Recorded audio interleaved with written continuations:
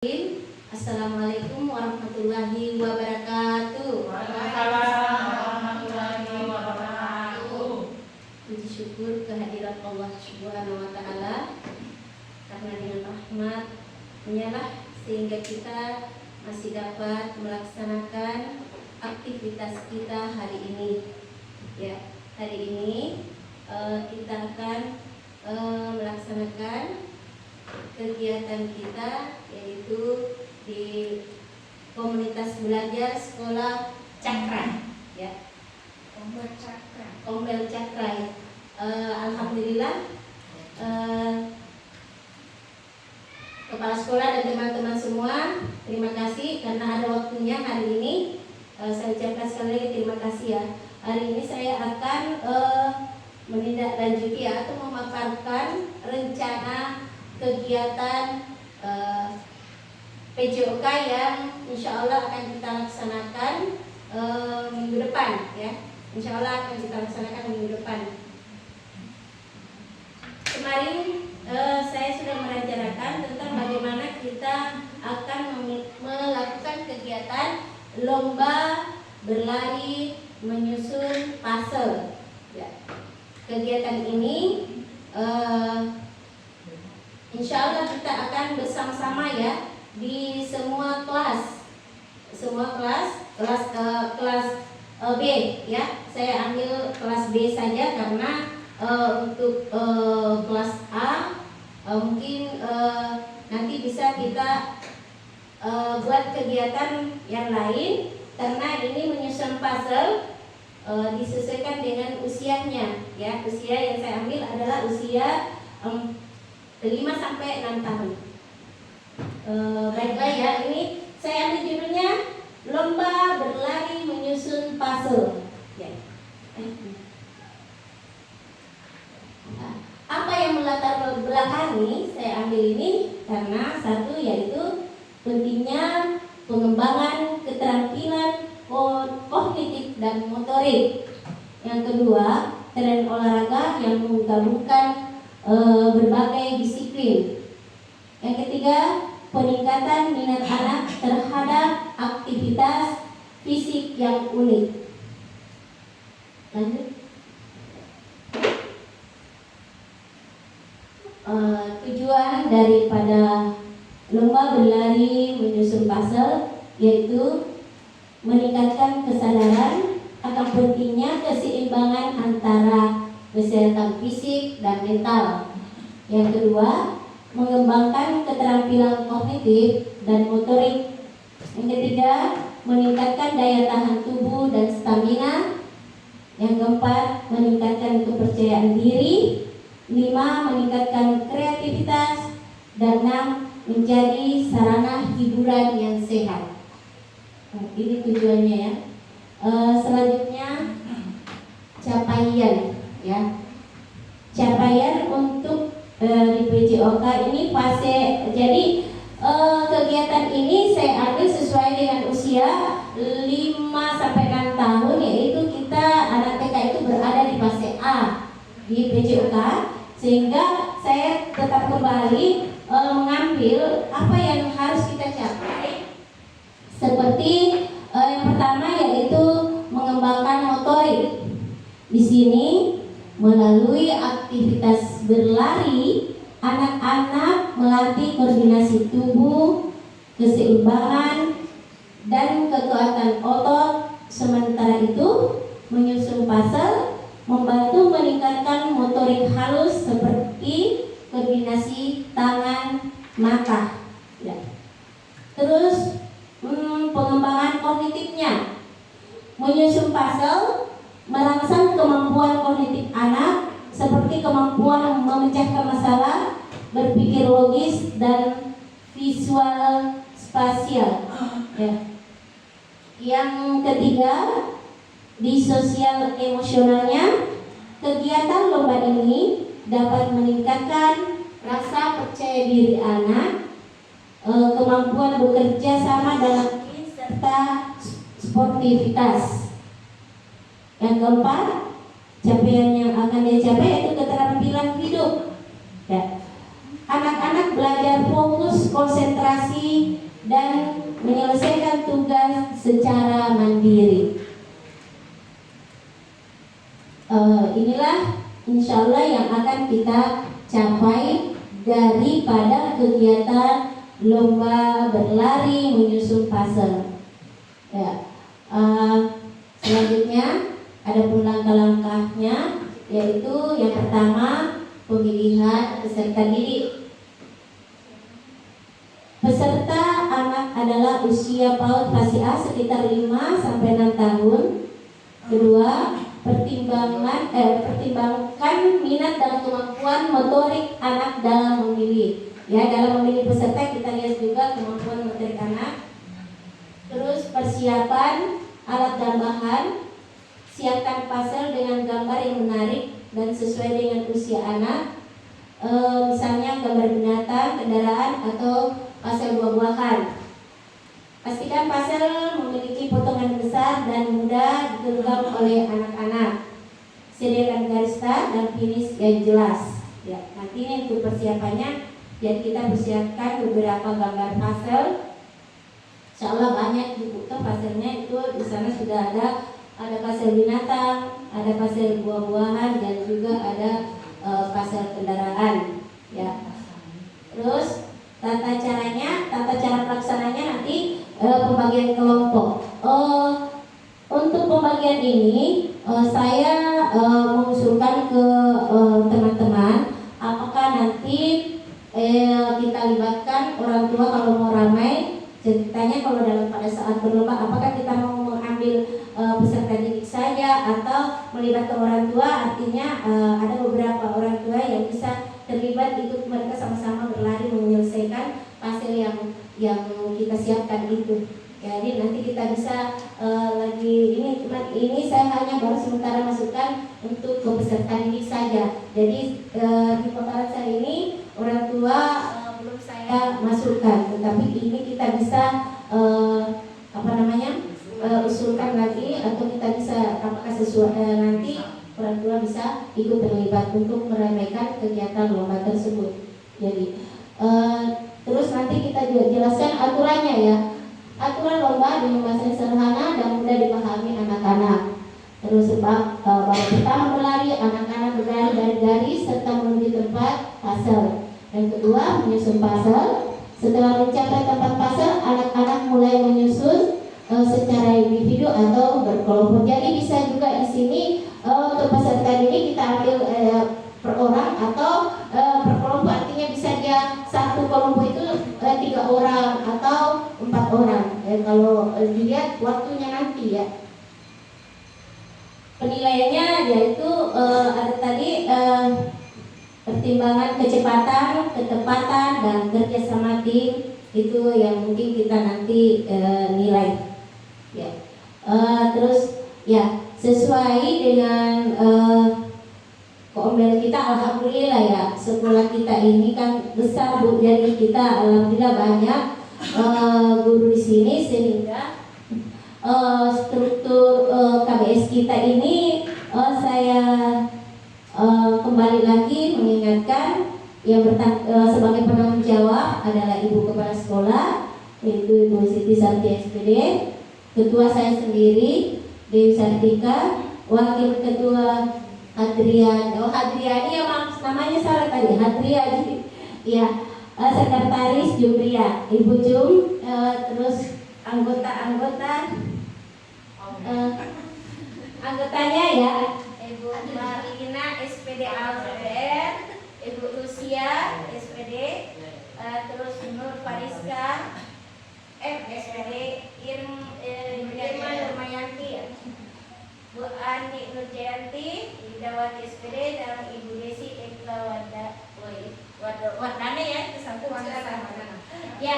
Jadi alhamdulillah kita bisa satu memang komel Bu ya, karena kita banyak di sini ya. Kalau yang itu sekolah lain biasa kalau cuma 3 atau 4 gurunya saja itu mereka bisa bergabung dengan sekolah lain ya. Jadi kalau kita di sini kan kita syukuri karena kita banyak ya. Jadi alhamdulillah satu saja kita tidak bergabung dengan sekolah lain ya. Jadi kita bersyukurnya itu karena kalau juga itu satu organisasi ya tidak memungkinkan kalau cuma 3 atau 4 orang saja anggotanya. Tapi kita suka bersyukurlah karena kita di sini banyak, karena sekolah kita ini memang besar ya. Baiklah, inilah struktur KBS Cakra ya. Tapi saya juga lupa tadi anunya. Kapasitas, jadi kapasitas sekolah kita itu kan besar ya. Sumber daya yang dapat digunakan pada kegiatan tersebut adalah adanya implementasi aset. Jadi di lingkungan sekolah kita ini sungguh luar biasa aset yang ada ya, banyak sekali. Dan namun saya masukkan aset hanya ada beberapa aset saja. Sebetulnya aset yang ada itu ada 7 ya. Jadi ada 7 aset itu yang ada yang kita kembangkan di sekolah kita. Tetapi saya masukkan di kegiatan ini yaitu hanya ada beberapa saja. Yang pertama aset manusia. Di sini kita melibatkan semua stakeholder dan sekolah ya. Jadi termasuk kepala sekolah, rekan-rekan guru dan siswa dan juga yang penjaga keamanan dan kebersihan ya. Jadi termasuk itu aset manusia yang ada. Kita di aset manusia ini semuanya terlibat. Mungkin kepala sekolah bisa mengawasi, terus guru-guru, rekan-rekan guru kita bisa ikut pada saat lomba itu mengatur anak-anak barisannya atau apanya, bagaimana kegiatannya sehingga bisa nantinya berjalan dengan baik. Serta didik juga, anak-anak juga bisa dengan senang itu melaksanakan kegiatan. Yang kedua aset fisik, yaitu adanya alat ya. Jadi alhamdulillah banyak pasal yang ada di sekolah kita ini. Aset lingkungan, halaman sekolah kita lumayan luas, bisa dimanfaatkan di depan kelas ya. Terus finansial, SPP-nya dapat digunakan untuk membiayai segala keperluan kegiatan ini. Artinya apabila kita mau siapkan minuman, air, hadiah. Jadi dari itu anak-anak yang menang kita akan kasih hadiah.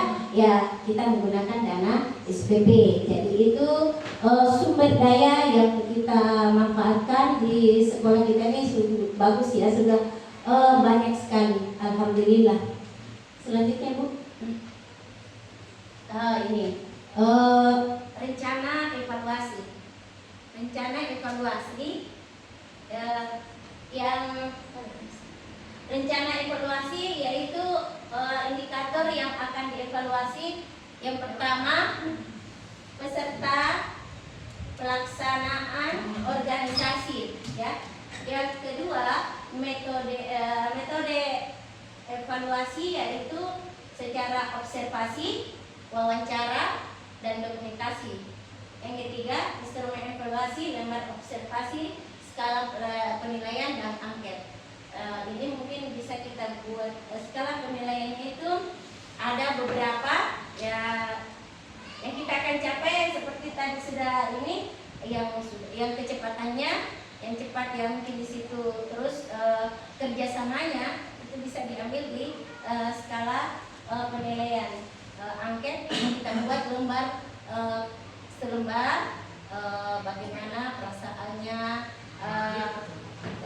ya terus itu karena anak-anak itu tidak bisa menulis buku, kita ada diwawancara ya. Di wawancara itu kita bisa mewawancarai anak-anak bagaimana perasaan anak-anak pada saat dia berkegiatan, apakah dia senang, apakah dia bahagia, karena di sini banyak yang bisa kita lihat. Terus kalau di observasi itu kita bisa melihat langsung siapa anak yang memang dia dapat bekerja sama, emosinya bisa terkendali pada saat melakukan kegiatan atau menyusun pasal itu, apakah dia sabar atau buru-buru atau marah. Jadi di situ kita bisa lihat langsung di observasi, itu penilaian kita. Selanjutnya dokumentasi, itu kan ada nanti video atau foto ya. Ya itu sebagai rencana nanti evaluasinya, rencana evaluasi. Ya. Selanjutnya, nah ini kemungkinan tantangan. Kemungkinan tantangan, jadi ya di setiap kegiatan itu ada pasti suatu tantangan yang mungkin kita bisa hadapi, karena namanya kita membuat satu kegiatan itu ada saja ya, ada saja tantangannya. Jadi yang saya hadirkan di sini tantangan yang mungkin muncul. Yang mungkin muncul itu yang pertama konsentrasi ya. Konsentrasi anak kadang itu kan anak-anak berbeda, apalagi di usia anak PAUD ya, itu sangat kita lihat konsentrasi mereka itu tidak lama ya. Jadi konsentrasi mereka itu tidak lama, sebentar saja. Jadi nantinya bagaimana kita sebagai guru mengantarkan mereka untuk dapat berkonsentrasi pada saat kegiatan. Yang kedua, motorik halusnya anak ini yang kita juga lihat. Ada anak-anak yang mungkin dia belum mampu berlari dengan cepat, atau dia juga belum bisa bagaimana memutar tangannya itu pada saat dia memasangkan puzzle ya. Jadi itu sangat memang kita melihat bagaimana nantinya. Ada beberapa anak kayaknya yang susah sekali dia memasangkan puzzle itu, tapi disinilah yang kita mau lihat, oh ternyata bagaimana anak perkembangan anak di motorik halusnya itu. Yang ketiga, emosi anak. Jadi emosinya anak juga kita mau lihat di sini. Apakah dia, kalau memang nanti kita adakan secara berkelompok, apakah dia bisa bekerja sama dengan temannya? Terus kalau dia sendiri, apakah dia mampu menyelesaikan dengan tenang, tidak marah-marah? Kan ada anak, Miss saya tidak bisa, dia langsung kayak bagaimana dia tidak mau lagi menyelesaikan karena dia merasa tidak mampu ya menyelesaikan. Jadi itu emosi ya. Terus pemahaman instruksi. Jadi di sini juga mungkin ada beberapa anak pada saat kita menyampaikan aturan-aturan kegiatan kita itu dia tidak belum terlalu paham apa yang kita akan buat, sehingga pada saat dia melaksanakan kegiatan dia tidak maksimal ya. Selanjutnya kondisi fisik ini juga sebagai tantangan. Ada beberapa anak yang mungkin fisiknya ada yang gemuka atau bagaimana, dia tidak bisa berlari cepat ya. Ini salah satunya juga bentuknya pada saat ini melaksanakan kegiatan. Tantangan kita yang mungkin kita lihat nanti selanjutnya ya. Oke, mungkin hanya itu pemaparan saya tentang rencana berlomba berlari menyusun puzzle nanti. Insya Allah kita akan melaksanakan minggu depan ya. Mungkin teman-teman bisa ada yang mau bertanya atau ada saran atau tanggapan tentang kegiatan kita nanti ini.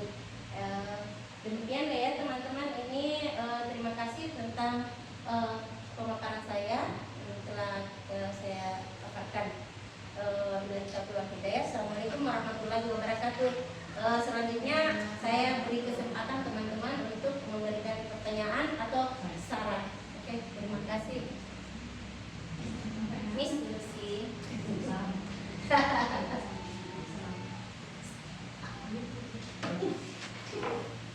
Ya, terima kasih diberikan kepada saya. Tadi yang poin terakhir itu, coba kita lihat poin yang terakhir, bisa buka kembali dulu poin yang terakhir ya. Tantangan di situ ada beberapa poin-poinnya yang tadi ini sudah sampaikan. Terkadang mungkin dalam bermain puzzle itu anak-anak seringkali kadang tidak sabaran, kadang sering marah.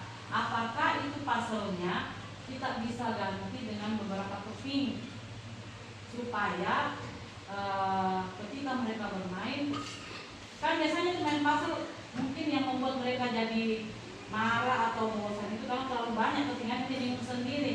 Tapi kalau misalnya kepingannya yang itu kan kita kurangi lagi, kira-kira bisa tidak itu? Itu mungkin dari saya, menurut saya. Tapi dari Miss mungkin bisa kembali apakah bisa kami sampaikan. Terus yang kedua, poin yang coba yang berikutnya lagi yang dari awal tuh.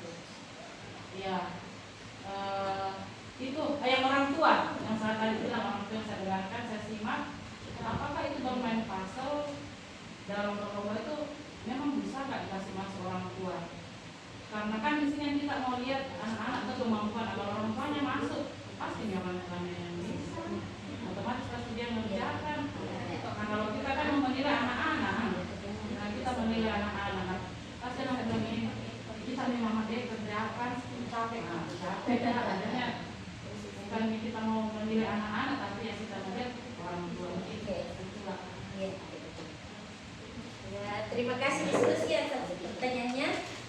Jadi saya coba menjawab. Jadi apakah bisa dikurangi jumlah pasalnya? Ya, betul sekali. Jadi yang pasal yang insya Allah kita akan pakai nanti yaitu pasal yang memang sesuai dengan usia anak ya, 5 sampai 6 tahun. Jadi mereka itu insya Allah bisa karena hanya 4 sampai 5 keping saja, tidak terlalu banyak dan itu juga tidak kecil. Jadi mungkin anak-anak agak gampang menyelesaikan ya.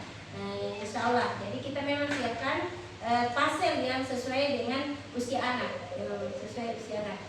Yang kedua, apakah orang tua bisa terlibat? Tadi saya mengusulkan itu hanya untuk supaya orang tua memeriahkan. Artinya kalau ada orang tua yang terlibat, mungkin agak lebih meriah lagi kegiatan kita, ya. Tetapi memang ya kalau tidak bisa juga dilibatkan, ini tidak apa-apa karena yang kita mau lihat di sini memang kemampuan anak kita sendiri atau kemampuan peserta didik itu sejauh mana dia dapat berkonsentrasi di dalam kegiatan lomba menyusun pasal ini ya. Jadi di sini yang kita mau lihat di anak-anak ini memang banyak ya. Mulai dari konsentrasinya menyusun pasal, geraknya apakah dia mampu berlari dengan baik ya. Jadi kalau memang tidak bisa kita libatkan orang tua tidak masalah juga. Oke, makasih Miss. Bagaimana? Bismillahirrahmanirrahim. Assalamualaikum warahmatullahi wabarakatuh. Waalaikumsalam. Sampai bisa mungkin kembali pada poin langkah-langkah dalam melaksanakan kegiatan lomba menyusun pasal.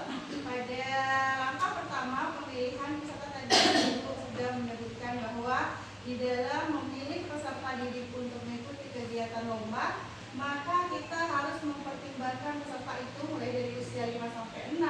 Kemudian kita juga mempertimbangkan minat dari peserta didik. Tapi yang saya mau tanyakan, kalau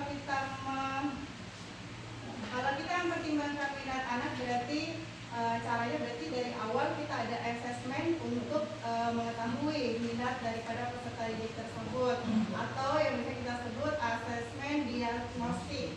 Nah, melalui cara apa Miss mengetahui minat peserta didik tersebut? Apakah melalui misalnya kita ada penilaian checklist yang bisa dikirim melalui orang tua, ataukah melalui wawancara langsung pada anak-anak kita?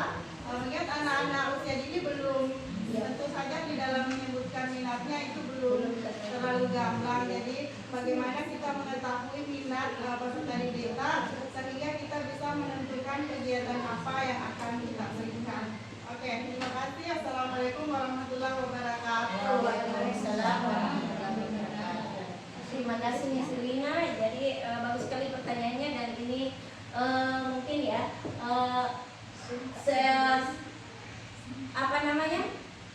Jadi minat ya.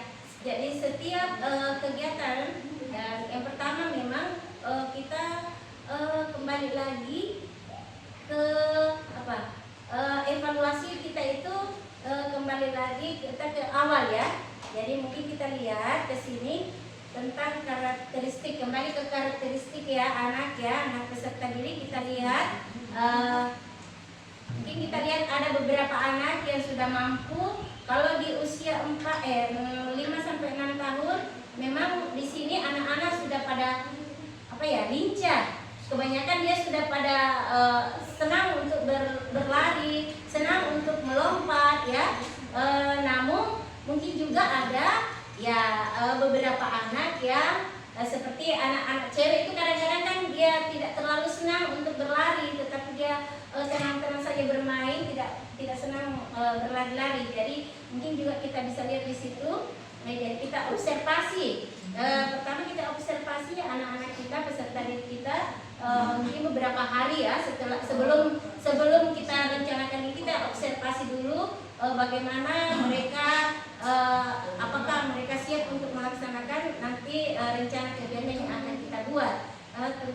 Setelah itu ya kalau kita wawancara, memang kalau sebelum kegiatan biasa kan kita tidak terlalu kalau anak untuk berbicara ya kalau kita wawancara, tetapi yang paling utama itu kita observasi langsung. Terus yang kedua tadi penilaian mungkin bisa dengan angket tadi ya, kita sampaikan ke orang tuanya. Angketnya itu kita sebarkan ke orang tua untuk melihat kemampuan anaknya di rumah bagaimana. Karena kadang-kadang di rumah anak-anak itu bisa, tetapi di sekolah itu kadang dia tidak mau. Jadi mungkin itu salah satunya bentuk kita mengetahui bagaimana kemampuan atau pertimbangan minat anak itu untuk melaksanakan suatu kegiatan. Jadi angket yang kita ambil itu bisa kita tanyakan kepada orang tua, kita sebarkan bagaimana minat anak dalam kegiatan berolahraga atau dalam kegiatan berlari, bergerak berlari, melompat, berjalan ya. Itu salah satunya mungkin. Demikian Miss. Oke, silakan. Ya, betul yang dijelaskan tadi ya. Berdasarkan dengan materi yang disampaikan berbicara tentang kemampuan. Nah, yang saya mau tanyakan bagaimana dengan kemampuan anak yang di luar dari teman-temannya yang istilahnya yang tidak kontak lah. Anak yang berkebutuhan khusus begitu. Saya kan ada beberapa anak ya. Nah, itu apakah bisa kita harus mengikutkan mereka di dalam perlombaan itu supaya kita juga bisa menilai suatu penilaian bagi di lingkungan teman-temannya. Kira-kira bisa tidak? Kalau karena mengingat di kelas kita ini ada beberapa anak yang kemampuannya ya terbatas lah, kasihan. Sementara yang lain kan biasanya mereka main sendiri. Kalau anak itu kalau kita ikutkan, apakah dia juga kita ikut atau kita biarkan dia ikut bersama dengan teman-temannya? Pasti akan ada sesuatu yang terjadi ketika mereka bermain dengan teman-teman. Terima kasih Miss Pris. Jadi pertanyaan juga yang luar biasa ya, tentang anak yang luar biasa ya, anak yang luar biasa yang memiliki kemampuan yang luar biasa. Jadi kalau menurut saya mungkin kita tetap ikutkan ya, karena kenapa? Sekarang juga kan kita tidak boleh membedakan dan kita, tapi kembali lagi melihat kemampuan kan tingkat anak yang seperti itu juga berbeda-beda. Ada yang sudah setengah bisa bersosialisasi dengan temannya, ada yang mungkin sama sekali belum mau bersosialisasi. Tetapi kita lihat lagi, nanti kita mungkin bisa ikut sertakan. Cuman kita lihat dari bisa kita bantu ya, dari Bu Guru mungkin bisa bantu pada saat kegiatan, tapi tidak dilihat, maksudnya tidak dibantu untuk menyelesaikan. Cuman kita lihat bagaimana apakah anak itu bisa ikut kerjasama dengan temannya atau apakah dia hanya berdiri saja, tetapi kita tetap melibatkan. Kalau menurut saya kita tetap melibatkan ya, karena itu juga salah satu bentuk mereka untuk mengembangkan mendidik anak itu sendiri. Iya, mungkin demikian. Gimana? Silakan. Ya, Assalamualaikum warahmatullahi wabarakatuh. Terima kasih atas kesempatan yang terakhir. Buat saya tambahan dari Miss Lucy mengenai anak yang luar biasa. Ya mungkin yang seperti Miss Lucy mungkin tadi usulkan untuk Miss Dewi, yang Miss Dewi usulkan mungkin untuk keterlibatan orang tua mungkin yang khusus untuk anak yang luar biasa, supaya karena kan mungkin dari orang tua mungkin ada lebih connect anak yang luar biasa ini ya ke orang tua daripada kita. Itu aja mungkin. Terima kasih. Assalamualaikum warahmatullahi wabarakatuh. Waalaikumsalam. Ya luar biasa Bu. Jadi betul sekali ya. Jadi itu memang bisa jadi kita libatkan juga dengan orang tua dan sesuai dengan keadaan anaknya yang disampaikan dengan Miss Suci.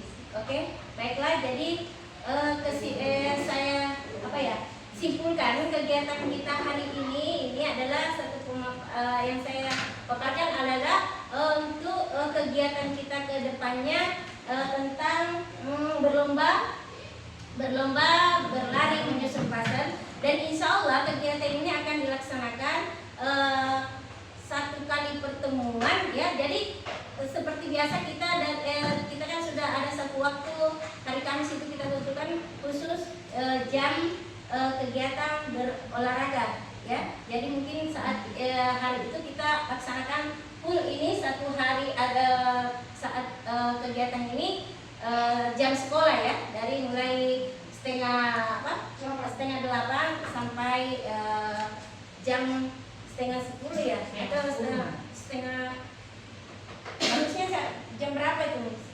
Kalau kita mulai masuk, tapi dia masuk di inti di jam 8 sampai jam 9 ya. Jadi kita satu kali 60 menit ya, 1 jam ya. Jadi kita melaksanakan kegiatan ini karena memang sesuai dengan usia anak dia itu nggak boleh terlalu lama bermain, karena paling mereka juga merasa capek Kak Miss ya. Anak-anak kan sering begitu.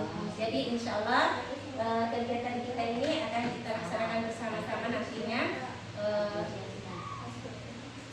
Semoga apa yang kita rencanakan ini bisa kita laksanakan dengan baik bersama, insya Allah.